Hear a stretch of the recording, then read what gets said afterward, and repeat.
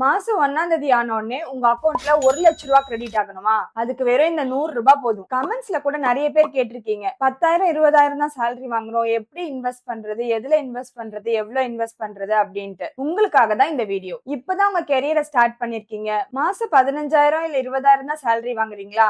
அப்ப நீங்க ஒன்னே ஒண்ணு பண்ணுங்க போதும். டெய்லி 100 ரூபாய் சேவ் பண்ணுங்க. மாசத்துக்கு 3,000 ரூபாய் எடுத்து வச்சாலே போதும். இதை நீங்க டெய்லி 100 ரூபாவா எடுத்து வச்சாலும் சரி, இல்ல மாசம் 3,000 ரூபாவா சேவ் பண்ணாலும் சரி, நீங்க ஆக மொத்தத்துல பண்ண வேண்டியது சேவ் பண்றது மட்டும்தான். சேவ் பண்ணணும் அப்படின்னு சொல்லிட்டேன், எதுல இன்வெஸ்ட் பண்ணணும், எத்தனை வருஷத்துக்கு இன்வெஸ்ட் பண்ணணும் அப்படின்ற டவுட்ஸ் உங்களுக்கு இருக்கும். உங்க டவுட்ஸ்க்கான கிளாரிபிகேஷன் கால்குலேஷன்ல பார்க்கலாம். நீங்க எஸ்ஐபில மந்த்லி 3,000 இன்வெஸ்ட் பண்ணுங்க.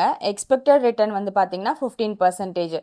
நீங்க இன்வெஸ்ட் பண்ண போற பீரியட் வந்து பாத்தீங்கன்னா ஜஸ்ட் 8 இயர்ஸ் மட்டும் இன்வெஸ்ட் பண்ணா போதும். நீங்க இன்வெஸ்ட் பண்ண அமௌண்ட் 2,88,000. பட் 8 இயர்ஸ் கழிச்சு உங்களுக்கு கிடைக்க போற அமௌண்ட் வந்து பாத்தீங்கன்னா 5,57,000. நெக்ஸ்ட் நீங்க என்ன பண்ண போறீங்க அப்படின்னா, அந்த 5,57,000 அப்படியே வச்சிருங்க. நீங்க எதுவுமே பண்ண வேண்டாம். ஜஸ்ட் 20 இயர்ஸ் வந்து நீங்க அப்படியே ஹோல்ட் பண்ணுங்க. நீங்க இன்வெஸ்ட்மெண்ட்டும் பண்ண வேண்டாம், வித்ட்ராவும் பண்ண வேண்டாம். அப்படியே ஹோல்ட் பண்ணி வச்சீங்கன்னா அதே எக்ஸ்பெக்டட் 15%ல ஆஃப்டர் 20 இயர்ஸ் கழிச்சு உங்க கையில வந்து பாத்தீங்கன்னா 91,29,000 இருக்கும். எவ்ரி மந்த் 1 lakh salary வேணும்னு சொல்லியிருந்தேன் இல்லைங்களா? சோ அதுக்காக அந்த 91,29,000 அப்படியே SWPக்கு டிரான்ஸ்ஃபர் பண்ணுங்க. எவ்ரி 1 lakh நீங்க சேலரியா வித்ட்ரா பண்ணுங்க.